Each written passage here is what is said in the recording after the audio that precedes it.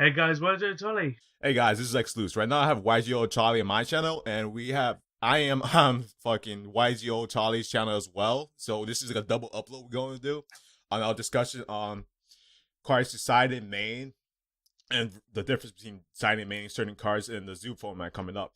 Let's start off with Ghost Ogre Snow Rabbit. Okay, You want to read the card, Charlie? okay. So with Ghost Ogre and Snow Rabbit, it's basically during the player's turn when a monster on the field activates effect or where spell or trap card that is already face up on the field activates its effect. You can send it from your hand or field and then destroy that target, and you can only use it once per turn. Um, the, Now this card's really decent just for the simple fact that you can go ahead and just get rid of a mon right off the field immediately, so it just shuts down their plays. Um, and regarding if you should main it or side deck in this format, I'm going. It all depends on the deck and if you fear it. So DDD is a good card to main it, so it allows you to go second. But other decks you might want to side it because it's not going to be good against every matchup you go against, unless Zoodiac literally becomes budget for every single person in the game. Are you saying because it's the budget card you should like main it, or are you saying you should side it because it's like only good for certain decks? I'm saying you should only main it in like certain decks like DDD because like if your deck struggles going second, then I may advise maining it more. But I would personally more go towards siding it just because it's not good against every matchup. Because it's good against metal foes and um, Zoodiac. Pendulum decks in general is what you're trying to say? Uh, Sorry, what?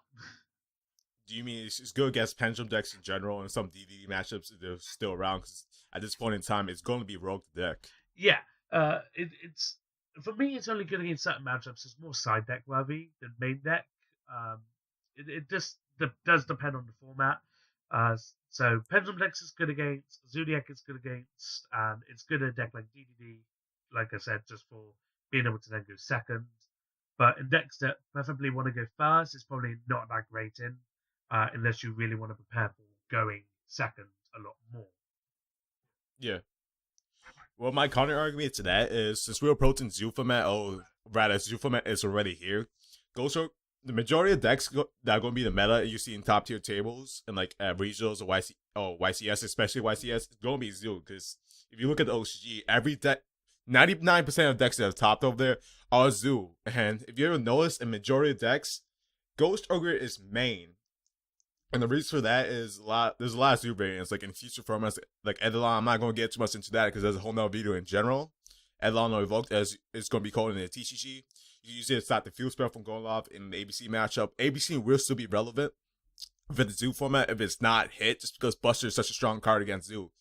Just banish the like Molar Rat, banish the Terratop before they can't go into Evoker. Banish Tigers when they go into that. Stop them from extending their combos. Ghost Ogre even Tiger, so when he gets the recrypts the one of the Zoodiacs from the grave onto it, it just goes to the graveyard. Poof, bye, no more Zodiac combos because extending too far. They didn't think about what you had in hand. You just held on to it for that long.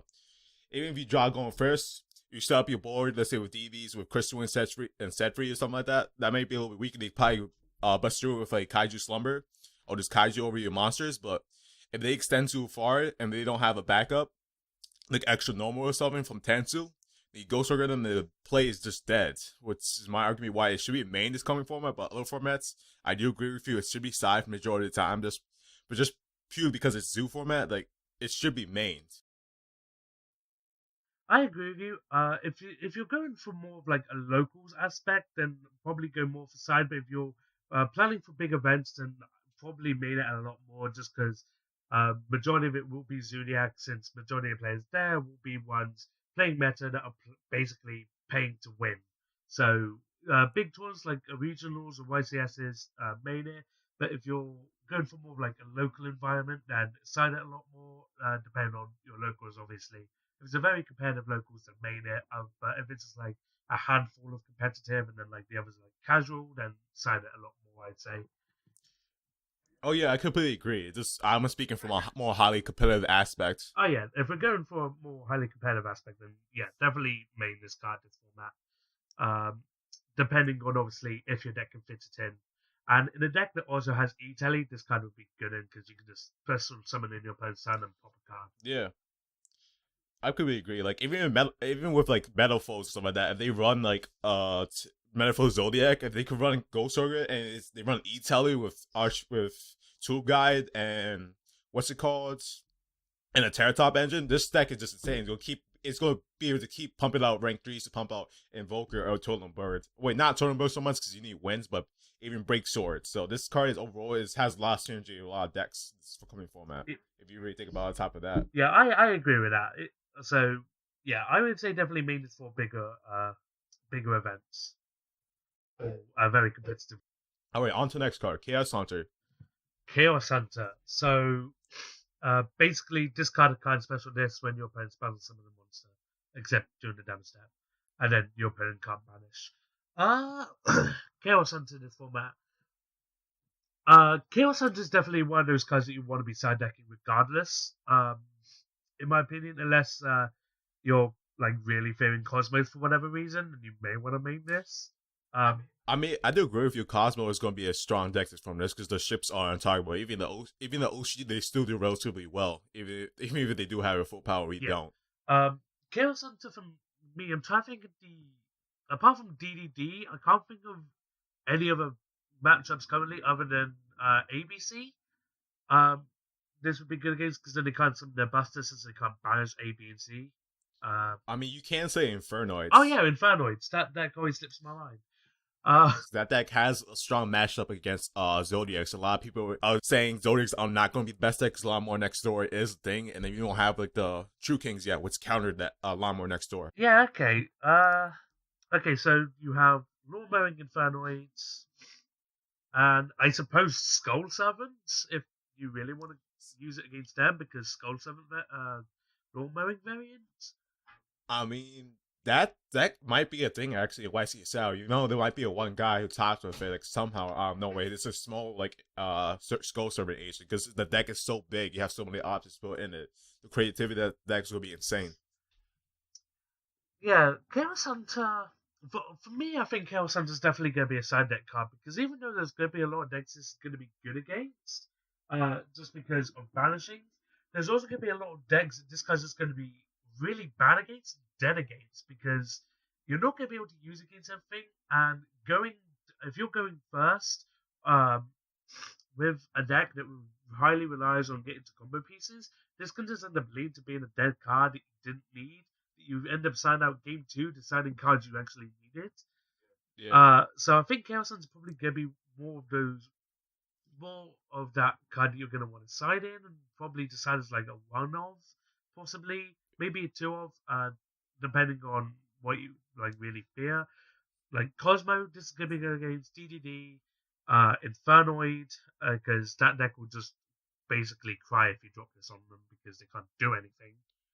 I mean, you can kind of say with a deck, even like a deck with like Zodiacs, they have so much free deck space in the deck already because the deck is so consistent. You could run it just to win more if you're that scared of the matchups. Yeah, that is true. You could easily fit it in, and then you could go ahead and just like your Zoodiac combo trap card from your hands. That way, it's live to spin 5 back. Yeah. So Oh no. Yeah, to separate next turn, like even in a deck like Burning Abyss, since we still have 3 Dantes and they could easily fit in the Kaijo engine, why can't they easily throw in Chaos Hunter as well in the deck too? That could be a threat. yeah, I believe that one of the YCSs, I think it is down here in Europe, that someone was actually maining like triple Chaos Hunter in their BA Yeah, deck. it was like a weird. I believe it was PK Fire. It was weird, Yeah. like 48 card deck. Chaos Hunter had Ghost Cherries, I believe too. Yeah, 3 Ghost Cherries and 3 Chaos Hunters. Just because it was just so good that format, and I think it was I can't think of what deck it was mainly being used against, but yeah, Chaos Hunter was seeing a lot of play in the main. So we might say that again this format just because of Lord Mowing Infernoid. But Okay. but yeah, for me, I would personally end up deciding this as like a one-off copy, just because it's not going to be good against every single matchup, and in the main, it's just going to lead to being a dead card.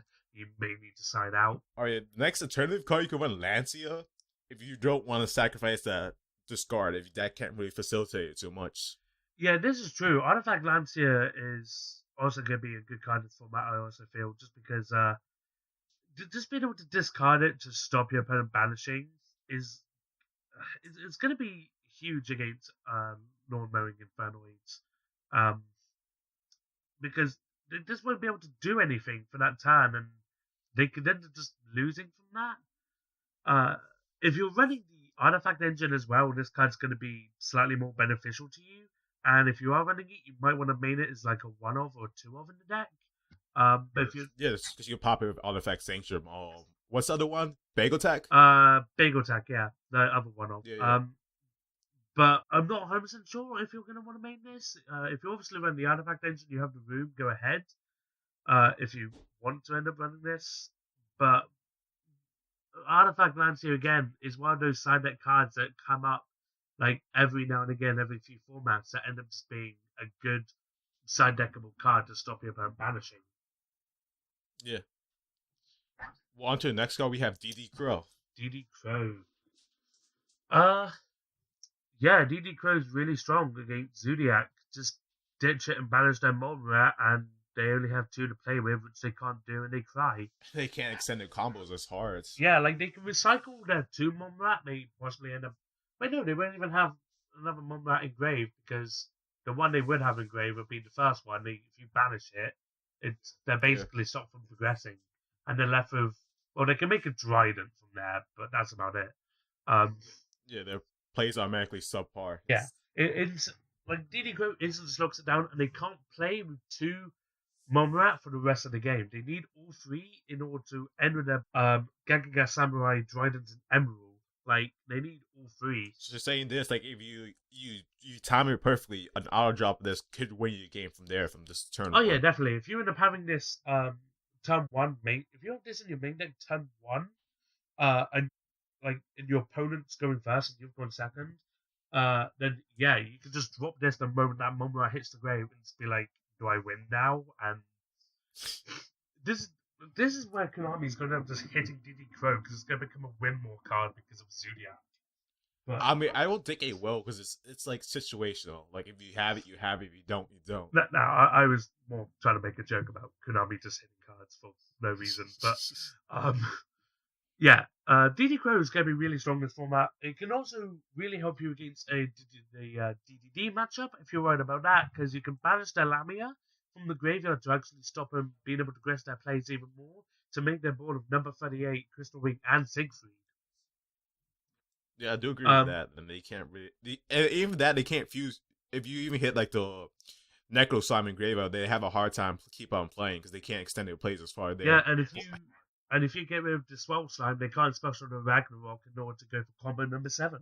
Like, I mean, there's other ways to get to combo number 7 than aside from Sword Slime. Oh yeah. But like the main one everyone goes for is obviously Alex with Kepler and in the Kepler on the graveyard with a Lamia.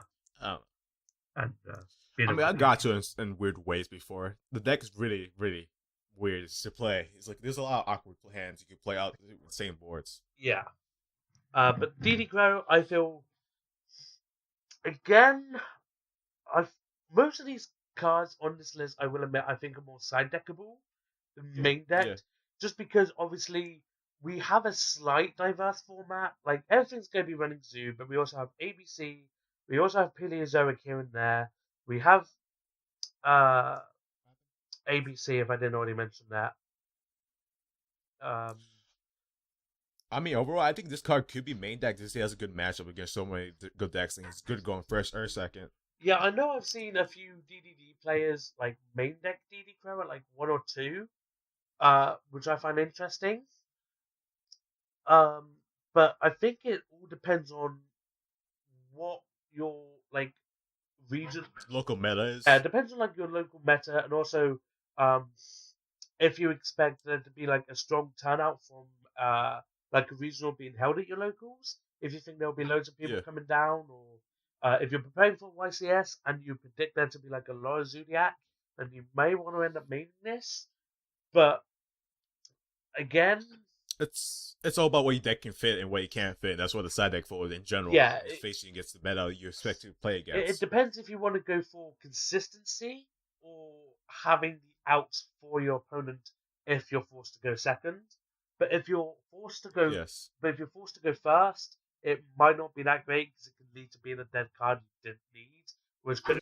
I mean, I don't see it as that card because I expect most of the decks to be like in Fortnite, Zodiac, and this is from like from a person who expects to play at a higher tier event, stuff like that. I mean, locals, I completely understand your side of the argument. It's completely valid, but like, if you draw turn one and it doesn't extend your combos, you can still just have it on your opponent's turn to disrupt their plays and make them cry. Because like, what the fuck? Who has that going in first? Yeah, this is true, and it is a surprise factor because everyone will just be looking to like a fake sense of security, things like, okay, they're not going to have an out to this turn one. I can go off and make my board. And then you drop the crow, and then it's like, wait, what's happened? And I can see this card being really strong in the main deck, but I also feel like it could end up being an extra combo piece you could have needed to make a stronger board as well, or that extra I combo mean, piece that again, it's you all even based around how you build your deck in general. yeah. So if you can fit it in, definitely run it as a one of, or even a two of if you can fit it. Two of would be a lot better than obviously a one of because you're more likely to see it. But it does depend on your deck space or if you want to end up going down the road of actually maining in these. Yeah.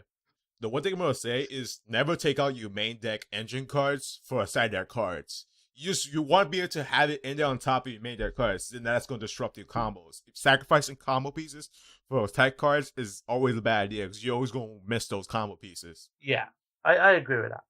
But at the same time, Same thing inside it. You don't want to side out your combo pieces if it's needed for the combo. nah, but at the same time, I can see that if you main deck some of your side deck cards alongside your main deck combo cards, the side deck cards could end up being one of the cards could have been an extra combo piece to help you establish a better board or even like Oh, help. you saying like it could be like an extra card that could help you extend your combos even more, like Soul Charge, for Yeah, example. essentially, which could be a downside to Yeah. maining your side deck. But the advantage to maining your side deck is it then takes your opponent off guard and you can then basically turn two progress your plays a lot more depending on what your next draw is. Yeah, of course. So this is dependent. Like this is the call you want to main go into a bigger event. Probably you expect to see a lot of Fortnite, Zodiacs, even ABCs or Cosmo because it just interrupts your combo so much. Not I mean Cosmos. That's a poor example because that does nothing to them. DD Crow. Yeah. All right, let's move to the next one. We have Denko Second. I'm gonna read this one. Okay. Can it be special summoning where you control no set spell trap cards? You can set spell trap cards, no activate spell trap cards that are set on the fields. Yeah. So I I actually think Dankoseka is going to be really strong in this format. If you're running a dark type deck and you have space to main this, I advise doing it because then you can also main BLS if you wanted, because this is obviously a light target. And I feel like this could be really strong because you still have strong Paleozoics in the format. There's still a really strong deck. It's just not going to see as much play now due to Zoodiacs. And also, if you main deck this, you can then also shut down people's Vantage Emptiness, Solemn Warning, Solemn Strike, D barriers. You can just shut down the back row that's going to end up hurting you and your combos a lot more. And just having a 1700 normal summonable monster is very strong that just shuts it down. You can't use your back row at all while you have this, but But if you go to summon this, you probably could go for a game yeah, anyway. if you end up getting this, you pretty much end up having a game. And against Paleozoic, it locks them down completely if they don't activate Yeah. anything before you summon this. And like a lot of good players not won't shotgun the deep barrier as soon as they see a possible because they want to get as much card information as possible. So even at higher tier events, this card would still be relevant going second. Just because most people will hold on to the vanities, hold on to the deep barrier until they see something relevant pop up. The only thing that stop this is basically a solemn warning or a chaos trap Yeah, hole. that's the only thing that's going to really stop it. Um, But other than that, it's a very strong card this format, I feel, because even though we're not in a back row heavy format, people set their twin twisters, set their like forbidden chalices, they Set the D set their D barriers. barriers, set their Book of Eclipse, their Book of Moons. Like they will set their quick play spell cards and all of their traps. Well, not probably not all of them, but they'll set them in preparation to counter you. And if you just summon this on them when they have like 3 or 4 set, they end up having dead back where they can't get over unless they run over this. Yeah. And if you have some way of protecting this, I don't know how, but if you do, then you're pretty. Yeah, I feel like Denko's going to be very good. Obviously, it's not a very back row heavy format, so this is probably more side worthy. Like I'm pretty much saying with majority of these cards, they're more side worthy. But I if you mean, can fit it in your if you main, can make the point that what you say? if you can fit this in your main, definitely run it as a 2 to 3 of, and then like side the other like one copy or that you're not running in your main. Yeah. Because I feel like Denko Second is going to be incredibly strong just to shut down the back row. I mean, if that's the case, you probably would want to like design your deck to more lean towards going second to facilitate it better. Yeah, so essentially like barrier statue dot deck, you could probably run this. Yeah. I mean, it's probably not great because you need the back row to protect the castle, but like you could, It's still a silly idea. yeah. Or if you really wanted to go ahead and play hunters, but Yeah. I mean, next card, Flying Sea. Flying Sea. This is basically the budget card for people if you want to play this against Zoodiac. Just because special destiny opponents on the field, they can't exist summon, they lose. Except this can be outed by Zoodiac Barrage, but other than that, if they can't get over this, then you're pretty good. I mean, I suppose I'm just going to quote Simo here from the podcast the other day, but this is where they summon Ghost Ogre and sink into Cold Dragon next level you. But I mean, what are the chances of that? That's like some insane play. Zoodiac Metalfoes, maining I mean, Ghost. if you want to go that Maining far, Ghost Ogre these are more going- likely because we have a Core Dragon, Totes game player, Genghis. Yeah. But Flying Sea is like my personal recommendation. Just like if you're a really budget player like me, coming from a rarity horse surprisingly, but Are you a I'm rarity a whore? fucking rarity. But you talk about playing budget. That's I fun. know I'm a rarity whore talking about playing budget because I'm always poor from rarities. But Flying Sea, That's hilarious. I feel is a very good card to side deck. Like every single deck has some sort of like Xyz summoning, but like you have pendulums now. You have ABC with fusion summons, DDD with fusion synchro summons. You have Infernoids which just swarm the field and do very little with the extra deck. You have I mean, you could make the argument a lot of Ferrari decks could run the Zodiac engine on top of oh it. yeah, a lot of decks can easily run the Zoodiac engine where at which point you may want to main this, but at the same time they do have Barrage which can just pop it, and Flying Sea has never been one of those cards that's good within the main deck. I mean, it could Yeah. easily become good in the main deck this format just because of Zoodiac, but Well, I think the argument most people have is just Barrage is a thing. yeah, Barrage is a thing, but at the same time, Warning and Strike's a thing, so yet everybody pendulum summons, so Yeah. yeah, it's one of those arguments. Like, I could do this, but everybody has this, which just stops it. So, but yeah, I feel like Flying Seeds can be very strong just against Zoodiac, and if they don't open turn one Barrage and just like activate it basically immediately, which what Zoodiac players do to get into their Momurat, Flying Seeds can be incredible against them because it just shuts them down immediately, and they can't do they do fuck all. Like they can't do anything. All right. Next, we have the Kaiju engine. The Kaijus. The Kaiju engine. Kaiju engine, in my opinion, made that just because board wipes. It's very good for disrupting. It's never really dead if you go first. Just because that way you can prepare for when they go second to make their board essentially. Or even if you go second, because that way you can see what they make and then distribute straight over. And Kaiju engine is a very small engine that can fit into mainly everything. And Kaiju Zoodiac is like the best variant in the deck, isn't it? Uh, it's not the technically modern Zodiac is the best, but right now since Fortnite's going to be a big thing, the best variant right now for temporarily will be Kaiju Zodiac. It's weird, like Yeah, Zodiac Mono Zodiacs beat Kaiju Zodiacs, but Kaiju Zodiacs beat Fortnite, yeah, I get and Fortnite beats like Mono Zodiac. So it's like strange with that. you. Yeah. The Kaiju engine is very strong. Gameciel being the best one with Interrupted Kaiju Slumber. I honestly would uh, main deck this.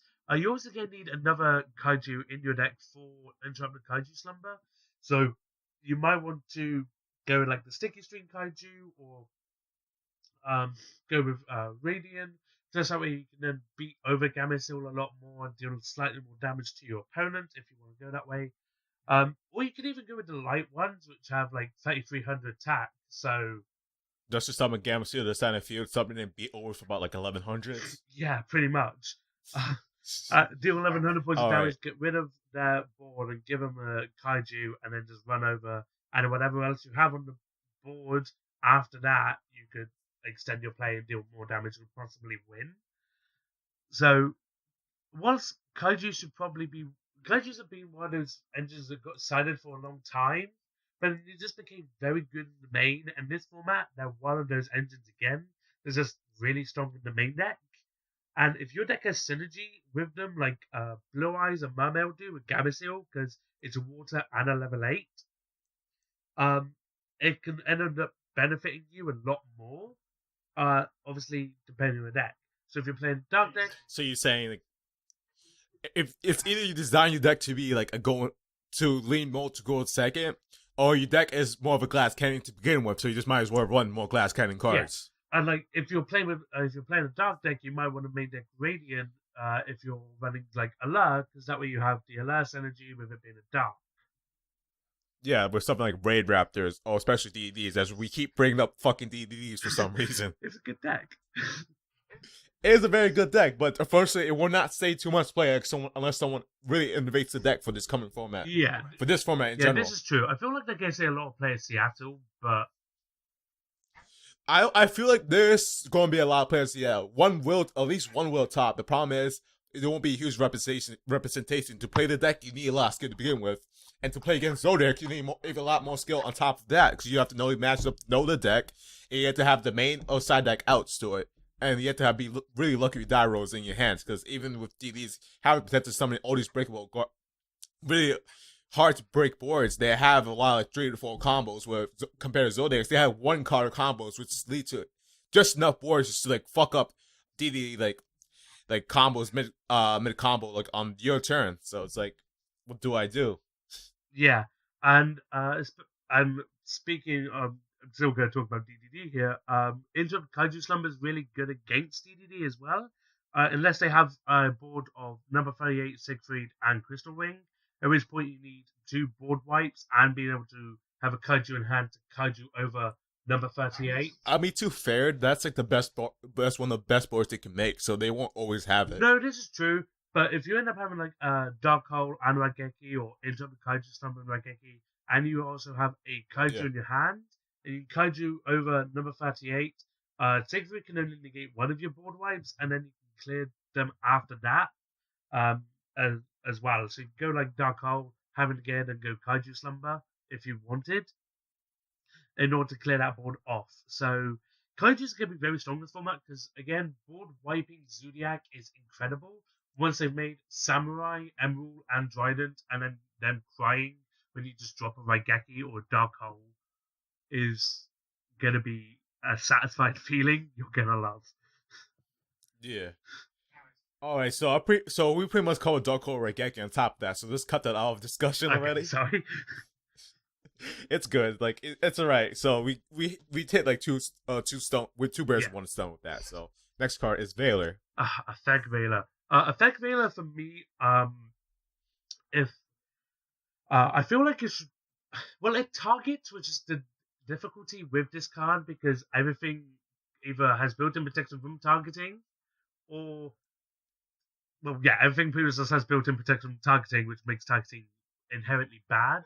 It's more like if you're scared of like Zodiacs that much, just to exercise that card to stop their tier from going off.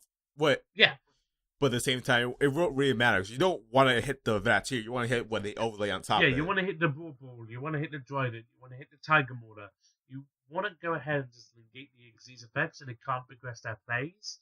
The main one, Or even the Invoker. or even the Invoker. Yeah, this is true.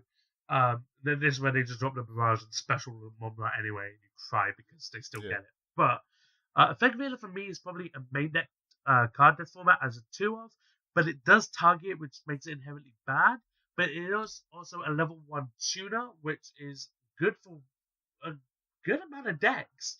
Most decks that can make some synchro plays, and if you can run this, and you feel like you may end up normal summoning it, or even special summoning it off like a soul charge, and you can go into a synchro play, like you can get into a Trishula, it might be worth playing it.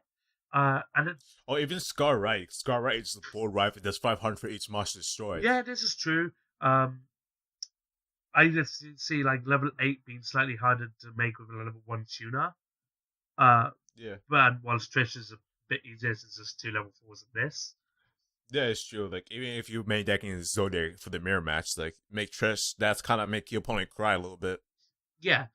Even though they could drive into it, you still get the effect of banish anyway, since it was synchro. Yeah, it's on summon and it doesn't target, so that's the best part. So Effect Veiler for me is a main deck card at 2. I feel slightly more this format, but at the same time it does target, which makes it inherently bad this format. Again, this is all depends how you build your deck and what cards you have available to you in your local meta. Oh yeah, this is true. But if we're going for like competitive, like going into regional or YCS, you may want to main deck this at 2, especially if you're playing a deck like Blue Eyes, which can actually utilize a level 1 light tuner. Like, oh, especially if you're one of those oppos playing Blue Eyes like myself, you would want to main this if you're playing the Sage build, which is probably the best build in my opinion. Or even if you really wanted to put this in like Buster Blader, Blue Eyes, but that deck is actually surprisingly crazy. Just the deck is really, really obscure. It's weird. It's one of those decks. It's good, but it's like he has consistency issues, and it's like it's more going first. You don't want someone to interrupt your combos. Yeah. So Effect Veil is a double-edged sword. It's good because it can negate effects, but at the same time it targets, which makes it inherently bad, which makes you not want to play it. But it probably should see some sort of play in this format because of being able to negate the Zoodiac and these effects. I mean, I think is if you have it available to you and you don't have Ghost Ogres, you might as well play Effect Veil instead if you can't get your hand on Ghost Ogres, because Ghost Ogres is better this format than Veil in my opinion. Yeah. All right, on to the next card, Max C. Which should be pretty Max obvious, but C. still talk about it. Boy, this card. Yo, you have no idea how many times I top deck this card turn 1 against my opponents. They always get salty. Like, how the hell do you get Max C every time? Like, the card just loves you. You love it, you hate it. AI, every single time I play against it, against my Black Wings, it always ends up having Max C. And like, oh my god, you play Black Wings, get out. Hey, I love the deck. I have Max Rarity. Oh my god. Those ultra OT fucking pod dualities because you're back in 2012. I need OT dualities. I'm gonna cry here. I have OT first and last. Like, it's better. But oh my. Max C, this format is fucking incredible. Main deck this shit at 2. Mainly because it's at 2. Max it out because it's at 2. For me personally, I feel like this guy should come back to 3 just because of fucking Zoodiac. But knowing Konami, it's going to go to 1 because it's not going to go to 1. I don't even know what it hits. It's a blowout card. It's weird. The card it counters your opponent. It's a card that should exist and should not exist at the same time. Do you even read their reasoning for hitting this card? I don't read anything Konami says. An article, and it basically read for Max C. They don't like the players to have to think when Max C's dropped against them. They literally don't want the player base to think when a card is played. I feel like it's just one of Konami's reps kids said, I don't like it, and like this we'll take care of it. Yeah. Max C, self-explanatory, run this shit too, and you drop this against your deck players the moment they special summon a Terratop or get out their Barrage against a Mombra, they cry because if they overextend, because if they make their full board, you're going, what, +8 or something stupid? Yeah. Like I mean, a good Zodiac player who just like end their combo and just like they won't continue because they're like they they don't know what to do unless they could guarantee some insane boards. they will literally just bring out Dryden and end their turn, and that will be it. That is literally their turn play. Unless they really Yeah. wanted to go ham and drop that board of Emerald, Dryden, and Samurai. And They have to be extremely confident in their hand to keep going. yeah, this is true, and this is where you end up having a pack where you're just like, okay, cool. I win this anyway.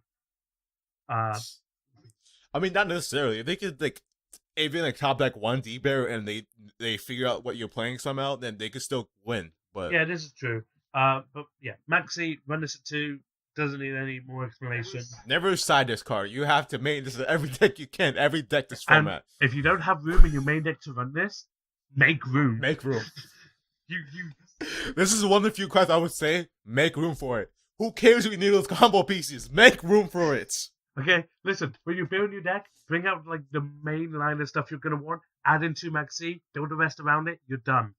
Also, I'm gonna say if No, you're running Maxi, don't run Desires for the simple fact that you banish one, you're gonna cry. I would still run Desires. It's just because if you have it, you have. If you have it, you have it. If you don't, you don't. It sucks. I'll get into a discussion with you about Desires later. I'm not gonna do it now. We might be here for a long time. Do this Forbidden Chalice. Forbidden Chalice. This card main deck just because being able to drop this against again Zoodiacs and just stop them doing anything because it negates their monster's effect. So they summon a Tiger Mortar, their Brawl Ball, their Dryden, you negate that shit. They summon a Gagaga Samurai, you negate that. They go Emerald, you negate that. Like it's too. The one thing I say, actually would prefer this in the side list. You playing Zodiacs itself, like mono Zodiacs, just because this doesn't advance your plays. This is very specific. It has to target a monster on the field. Yep. So it's like you have to wait till they have something out in the field. You can't like once they have a back row, they know you have something. It's either a bluff or they know you have something. And yeah, this. So it's like, yeah, this is. Why would you main this? You would want to stop main this for, like side is going second. Like you want to like do that to the Dryden or whatever they're playing that's a threat that's targeted. This is true, but also I feel like I also see this as a good card against other matchups. Like I'm gonna use DDD again as an example. Being able to negate like their Ragnarok from special summoning one back, negate stuff like. But that's the idea. If you built your deck to go first, and your deck primarily goes first, you have it. You have it. If Like, you don't, you if don't. you're specifically building like an anti-meta based deck for like big tournaments, I suggest Chalice to go in there. Same with I would still say go to second because I would rather just main the Kaiju engine because that takes care of the majority of the problems that exists. To begin with. this is true, but also having that extra effect negation, it is essentially a effect veiler in spell form. Like you could run effect veiler alongside this, have the extra negation cards. I mean, it's better and worse than Effect Bearer at the same time. Like the extra 400 attack, that's okay. It's subpar, but at the same time, you could lose. I mean, the only deck I would probably main deck that it is in Romels and Zodiacs, to be honest.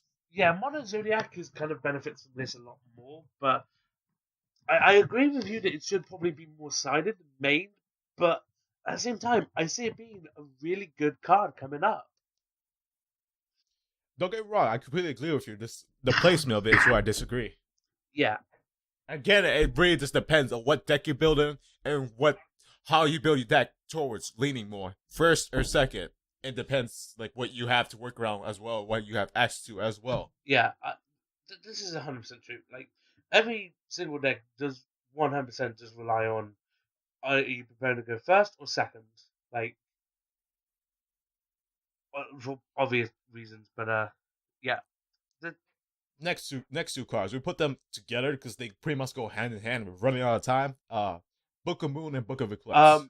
Okay, Book of Eclipse. I feel like this is obviously side deck more than main deck, but at the same time you can main deck this for the Zoodiac because you can activate this and flip down their Momurat and they can't do anything. It's also non-targeting, so it is a lot better than Book of Moon, which does target and is inherently a neg 1. You could argue Book of Eclipse is also a neg 1 because they get the keep their monster and draw. but you are then also stop and progressing their plays a lot more. And since it doesn't target, it can be better in some circumstances than Book of Moon. And Book of Eclipse is at 3, while Book of Moon is only at 1. So you're more likely to see your Eclipse than your Book of Moon. I would say if you were to play them, main them, because because this is good going first and second. This helps you live. I think, in my opinion, you want to main this for this format coming up. Both of them, even though Book of Moon targets is just such a good card, it flips it upside down and face down, and like if you want Book of Eclipse on top of it, you're basically playing full Book of Moons, and one in the Book of Moon just happens to be the target's one, where the other one just flips all down. Time this close at perfect timing can just win you the game straight out. Yeah, this is true. Like, and just being able to flip down a Momurat the moment they summon it, or their Terratop is just like, can you progress plays at him more further? No. Do I win next turn? Like, games don't. And it's just a card where you main deck this. It's good going first and second. It has dual utility. It could be a battle trap, in a sense, or it could be just like go second, flip all your shit down, remove all your cards, then you lose. Yeah. Yeah, I agree with that. It is just 4 Book of Moons in a deck, which is inherently good. This is why I say, like, three Book of Eclipse, 1 Book of Moon should go hand in hand together. There should be a reason why you don't play them together if you run one either. Yeah. It also begs the question, like, why is Book of Moon at 1 but Book of Eclipse isn't? It's because it didn't seem played for a while and people didn't realize for the longest time this card does not target. It flips no face down. We could Regeki all your cards if it doesn't have effects. Yeah. So but Book of Eclipse is I think people just like forgot about it. Yeah, but Book of Eclipse is way better than Book of Moon. So if you don't have Book of Moon but somehow have 3 Book of Eclipse, main or 3, if you really want to just flip everything down against your opponent. And it just shits on a lot of cards this format. This decks this format, if you think about it, because you just summon it, just wipe out all the field, and you just win. Yeah. Alright, next card. Different Dimension Ground. Different Dimension Ground, it's a good card because it's just a 1-turn dimensional fisher, but it is inherently slow because it is a trap card. But it's really good against Infernoids just because they can't balance for that turn, and it just screws them over. And also, DDD says they can't then balance their Swell Slime, their Necro Slime, or I mean, like the Lamia won't get banished if they use the effect, which is inherently good for them, but not being able to progress their plays with Swell Slime or Necro Slime but banishing ends up having their combos. And going first, if you choose to main deck this card, which I don't think it's too much of a bad idea, because a lot of decks take advantage of the graveyard of this format, and Zoo, Infernoids, ABC, even Cosmos to an extent, they use this, they can't play. If you go first, flip them, guess them, it's like, what do? They have to try stuff next turn, hopefully, and even then, that does not always work. Yeah, although I would say, Different Dimension Ground against Cosmo is one of those cards you go while using your turn, because they can banish in your turn their pilots for their ships. So this ends up being a lot better during your turn. It's more like that's a skillful card for. Yeah. Yeah. It really depends what you're playing and how you're playing against your opponent in situations. Yeah, totally. But definitely, this is either you side deck or you main it if you tend to go first with your specific deck. Yeah. But primary, since it's like, no, even majority of the decks this format, it has good matchups. This card. Yeah, it definitely has good matchups this format, but it might not be one of those cards you want to play because it is a trap card, so it is inherently slow. And you might just want to run something like D-Fisher since it's a spell and inherently quicker, but that can end up hurting you. I mean, you could say that, but that stays on the field unless you have a way to pop it. You have to. Oh yeah, it hurts you a lot more than this would hurt you, but it all depends. Do you want to go for this because when it's inherently slower, just to use against your opponent to stop them? Or do you want to go for D-Fisher, not really caring too much if your cards get banished? Again, it depends on your local meta, what you expect to play against. Next card, Dimension Barrier. Dimension Barrier. Run this at 3 if you have it. Main it at 3 if you have it. This card is way too good. It literally shits on every single deck this format. It's literally just a 1-turn Vanity's Emptiness you can have access to 3 copies of. You have 4 Vanity's Emptiness. Well, to be specific, it's a 1-turn Shockmaster for a specific summon mechanic. Yeah, that's true. And if they have that type on the field as well, it negates them. So they're playing Zoodiac and you calling Z, one, they can't Z summon, and if they already have Xyz on the board for whatever reason you allow them to, you go ahead and use this and negate their I drive. mean, there's a reason why you would allow them to, because you want them to extend your plays and then stop them what they're doing at a certain point in time. Yeah, this is true. It can help a lot more. It just depends if they're going to like OTK you, but then I suppose you would then. Like, there's a sense where you want to hold on to it, you want to get as much information as you can. So I would like. Yeah. Again, this can be considered a skill card as well, not an auto win, but still, this is my argument. Yeah. I main this if you have access to it. Main, there's no reason why you should side it. Yeah. Main it. And if you can't afford Dimensional Barrier, then Underband Played On might be a budget version for you guys to play. And that's just made for the Zoodiac specs. Most of the decks this format are going to be Zoodiacs if you expect to play at regionals or YCSs. Yeah. And if you don't know what Underband Played On does, it's basically neither player can special summon monsters with the same level as those control, and neither player can special summon monsters with the same rank as they control. So if they have 2 level 4s, they can't make a rank 4, essentially. And as an alternative to that, because if you have this around, this might be better.